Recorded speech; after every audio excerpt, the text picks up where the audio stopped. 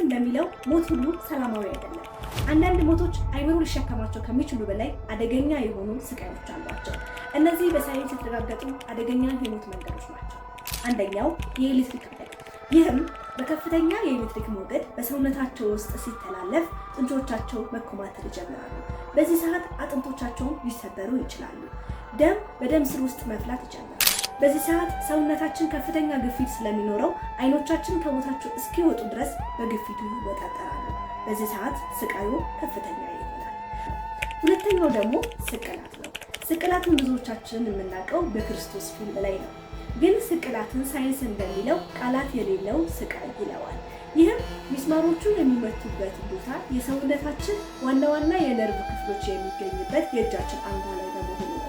በዚህ ሰዓት ስቃዩን የከፋ ያደርገዋል። ታዲያ በዚህ ሰዓት ሰዎች የሚሞቱት በህመሙ ብዛት ሳይሆን በስቅላቱ መብዛት ምክንያት ትንፋሽ ማጠር ውስጥ ሲገቡ። ሶስተኛው ቅዝቃዜ ነው። ብዙዎች ቅዝቃዜን ሰላማዊ እንቅልፍ ይሉታል። ሳይንስ ግን ይህ የተሳሳተ ነው ይላል። ምክንያቱም በቅዝቃዜ ወቅት ሰውነታችን በከፍተኛ ሁኔታ መቆጣጠር የማይችለው የሰውነት መንቀጥቀጥ ይፈጠራል። በዚህ ሰዓት ደሞቻችን ወደ ዋና ዋና የሰውነት ክፍሎቻችን ስለሚሸሹ እጃችንና እግሮቻችን በብርድ መቃጠል ይጀምራሉ። በዚህ ሰዓት አይምሮ ሰውነት የሞቀው ስለሚመስለው ልብሳችንን እንድናወልቅ እንገደዳለን። በዚህ ሰዓት ባላሰቡት ሁኔታ ሰውነታቸው በቅዝቃዜ እየተቀጠቀጡ ይሞታሉ ማለት ነው። እናንተ እስቲ ከነዚህ ሞቶች ውስጥ የትኞቹ ያስፈራችኋል?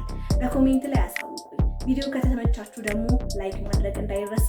እንደዚህ አይነት ሳይንሳዊ መረጃዎችንና የተለያዩ ቁም ነገሮችን ማግኘት ከፈለጋችሁ ደግሞ ይህንን ፔጅ